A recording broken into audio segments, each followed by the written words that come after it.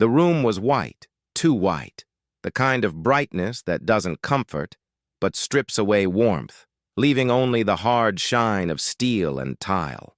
The fluorescent lights above buzzed faintly, casting a glare so sharp that even the smallest shadow seemed afraid to exist. The stainless steel table in the center of the room looked colder than it had to be, like a stage waiting for a play that never ended well.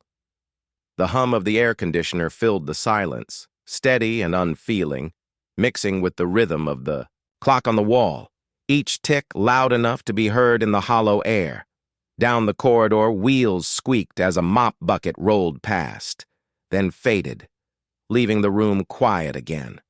Too quiet. It was the kind of silence where even your own breathing sounded guilty. On that metal table, curled into herself like a comma on a page, lay a German Shepherd puppy, maybe 4 months old. No collar, no tag, no name, just a fragile body making, itself smaller and smaller, as if shrinking could make her invisible, as if by folding into nothingness the world might forget she existed. The vet, a gray-haired man who had spoken such words too many times in his career, adjusted his glasses. His voice dropped into that hushed register that always came before the end. "It's time," he murmured, almost like he was trying not to disturb the air with the weight of the words. Emma, the youngest vet in the clinic, entered quietly, holding a tray. The metal instruments rattled with the tremor of her hands. The sharp smell of disinfectant mingled with the faint, damp musk of wet fur. She placed the tray down, steadied herself, and reached to hold the pup's foreleg. That was when it happened. The puppy lifted a tiny paw, wobbly and unsure, and laid it against Emma's wrist. Not grabbing, just holding. No whimper, no cry. Only the press of her small head against Emma's sleeve. Silent, but pleading like a question spoken without words. Emma froze. The clipboard beside the table bore a neat intake sheet. The words glared back at her. Female. Euthanasia requested. No name, no story.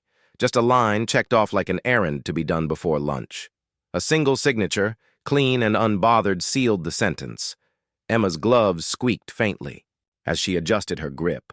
Her heart thudded hard, uneven, as the puppy's ribcage rose and fell in shallow bursts. Those eyes weren't cloudy with age or dulled by illness. They were bright, wide, searching, desperate. They asked a question no one wanted to answer. The vet lifted the syringe, tilted it toward the light, and inspected the barrel. The sharp needle glimmered under the glare. Tick, tick, tick. The clock behind them roared louder in Emma's ears. Her throat ached as she whispered, "Easy," though she wasn't sure if she meant it for the puppy or herself. The paw tightened its faint grip around her wrist. The tray rattled once, then went still. For a long breath, the entire room seemed frozen. Emma couldn't bring herself to pull. Away. That paw was so light, so fragile, and yet it weighed heavier on her chest than any stone. A memory broke loose, uninvited. 2 years ago, in this same building, another German Shepherd had pressed close to her. He had been older, slower, his muzzle frosted with gray. His name had been Max. He was her first dog, her anchor through school and through the restless, uncertain years that followed. When the cancer diagnosis came, she had sat in a different sterile room just like this, clutching his paw, listening. As another vet whispered the same 2 words, "It's time," she had promised herself then. Never again. Never again would she let herself feel this kind of weight in her chest. Not when her work required her to stand at the edge of loss every single day. Not when every hallway in this place echoed with goodbyes. But this puppy, with no name, no past, no family, was looking at her with eyes that refused to let her walk away. They weren't Max's eyes, but in them was the same unspoken plea. Not gratitude, not even hope. Just a question that burned. Will someone stay this time? Emma's pulse hammered in her ears. Her throat burned. She blinked once, twice, trying to shove the memory back into the dark, but it clung to her like smoke. The vet cleared his throat softly, as if nudging her back to duty. The syringe gleamed between his fingers, the plunger ready. "Emma," he said, voice firm but flat. Her hand tightened on the tray. She swallowed, then set it down. The clang of metal rang sharp against the silence. "Not yet," she said, her voice steadier than her shaking hands. "I need to check her first."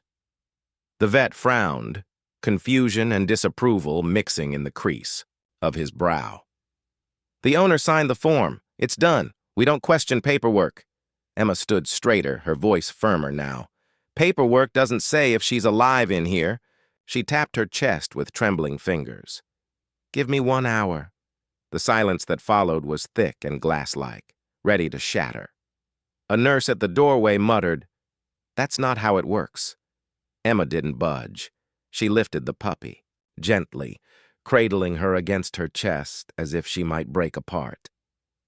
Meeting the vet's eyes, she spoke evenly, though her heart raced. "If you're ready to cross her off like she never mattered, then write my name next to hers. Because I won't let her go without a fight." The vet exhaled, weary, his shoulders sagging. For a moment, Emma was sure she'd be dismissed, maybe even lose her job. Instead, he waved a hand. "Fine. But 1 hour, Emma. She's yours to handle." Emma nodded once, clutching the trembling pup close. The syringe was set aside, the clock resumed its ticking, but somehow it didn't sound as loud. She carried the puppy into a smaller exam room, nudging the chipped doorframe with her shoulder. The buzzing light above cast a pale cone across the table. Emma laid the puppy down carefully, peeling away the frayed towel wrapped around her. The fabric smelled of mildew and neglect. Emma's hands moved slowly, gentle as though each touch could break her. She checked the legs, stiff but not broken. She parted the fur, raw patches where a collar had dug too tight. Old scars, ugly marks of someone's carelessness. Her jaw tightened as she pressed an ear against the pup's chest. The heartbeat was quick, thin, but steady, alive. She gathered the intake sheet, staring at the box checked beside euthanize. Her thumb smeared the ink as she gripped it, then marched to the head vet's office. She spread the papers across his desk. "This dog isn't dying," she said, her voice strong now. "She's starving, neglected, but she isn't broken. If we put her down, it won't be mercy. It'll be a mistake." The head vet studied her for a long moment. The ceiling fan hummed overhead, stirring the heavy air.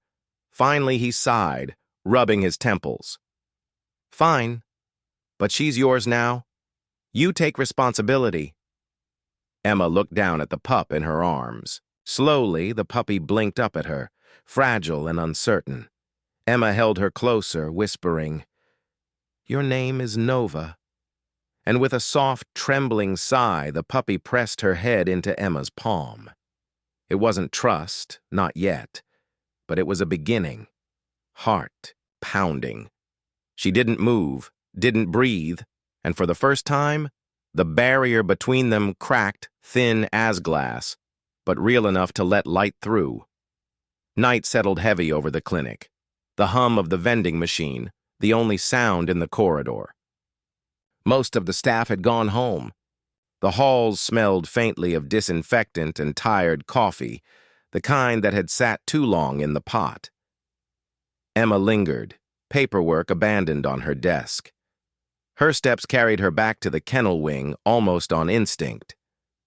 Nova was there, curled in her corner, the dim light catching the edges of her rough fur. Emma slid down the wall opposite the kennel, hugging her knees, exhaling into the stillness. Minutes passed. A fly buzzed near the ceiling, then silence again. Emma's eyes grew heavy, her chin dropping forward when she felt it. A soft shift. She looked up.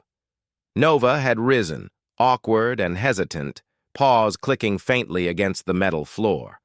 Her head dipped, low ears pressed back, but her eyes were locked on Emma. She took one step, paused, Another. Then in a trembling crawl, she closed the last distance. Emma held her breath. Nova's nose brushed her knee. Then, with a weight that seemed far heavier than her tiny body, she rested her head on Emma's leg. Something inside Emma cracked. She blinked furiously, but the tears blurred anyway. Her hand moved slowly, as if afraid to break the moment, until her fingers touched the crown of Nova's head. The pup sighed, a deep, shuddering release that filled the quiet room. Emma's whisper trembled in the air. "You're safe now, I promise." For the first time since the intake sheet with its cold-checked box, Emma believed her own words. Days bled into weeks, each one marked not by the clock, but by decimal-less changes. Emma started keeping a notebook, scrolling dates and notes in the margins. "Sniffed my hand today. Ate 3 bites. No trembling when I opened the door." The pages filled slowly like evidence that hope wasn't just something she imagined. Scene 1. A narrow exam room, evening light slanting through crooked blinds. Emma sat cross-legged on the tile, a piece of boiled chicken balanced in her palm. Nova crouched a few feet away, ribs still showing, body taut like a coiled spring. Emma whispered, "It's okay." After what felt like forever, Nova crept forward, muzzle twitching. She took the food, teeth brushing Emma's fingers, then darted back. Emma exhaled, shaky but smiling. Scene 2. The hallway outside the kennels. A cart rattled past, metal wheels squealing. Nova stiffened, tail tucked, claws scraping tile. But instead of collapsing into the corner, she glanced at Emma. Emma crouched low, hand open, voice steady. "With me, Nova." The pup hesitated, then inched close until her side pressed against Emma's leg. Scene 3. Late night in the staff office. Papers scattered, a desk lamp burning soft yellow. Nova lay curled on a folded blanket beside Emma's chair, her chest rising slow, no longer frantic. Emma reached down absent-mindedly, fingers brushing Nova's ear. The pup didn't flinch. She sighed, shifting closer, until her paw rested on Emma's boot. Scene 4. A fenced yard at dawn. Dew clung to the grass, glistening in the pale sun. Emma knelt in the middle, coaxing gently. "Come on, girl." Nova wobbled forward, awkward at first, her gait uneven. Halfway, she stumbled, collapsing in the wet grass. Emma rose quickly, but before she could reach her, Nova pushed herself up again. She shook her head, ears flopping, then took another step and another. By the time she reached Emma's outstretched hands, her tail wagged, tentative, unsure, but there. The montage played out in Emma's mind like scenes stitched together by something larger than survival. Each step wasn't just healing Nova. It was undoing a silence in Emma that had lasted since Max. Voice over in Emma's head. Words she would never say aloud but felt with every heartbeat. Healing doesn't come in a single moment. It comes in pieces, slowly, stubbornly, when someone chooses to stay long enough. The shelter lobby smelled faintly of fresh paint and hand sanitizer. Late afternoon sun spilled through the front windows, catching dust motes that drifted lazily in the air. Emma was filing intake reports at the desk when the door swung open and a young couple stepped inside. Their smiles carried the kind of warmth that made strangers want to trust them. Theman held a packet of papers already filled out. The woman clutched a small bag of treats. "We saw her picture," she said, her voice soft with excitement. "The German Shepherd puppy Nova, right? We'd love to meet her." Emma's pulse stuttered. She nodded, throat dry. Of course, someone from the team had uploaded a photo that morning. Nova in the garden, ears perked, coat catching the light, looking far stronger than the pup Emma had first carried out of the euthanasia room. "They've got a fenced yard," the man continued, almost eager. "2 kids, ages 6 and 8. We both work from home. We've been waiting for the right rescue. And when we saw her, His voice trailed off as he glanced through the window where Nova lay stretched beneath a lemon tree, tail flicking in sleep. Emma led them outside. The couple crouched low, calling softly, offering their hands. Nova stirred, blinking, ears twitching. She patted forward with careful steps, nose twitching, tail giving a tentative wag. She sniffed the man's hand, then the woman's, accepting the gentle strokes along her ears. "She's amazing," the woman whispered, eyes shining. But then Nova turned quietly, deliberately. She walked back to Emma and sat at her feet, not leaning, not unsure, solid, planted, as if to say, "This is mine."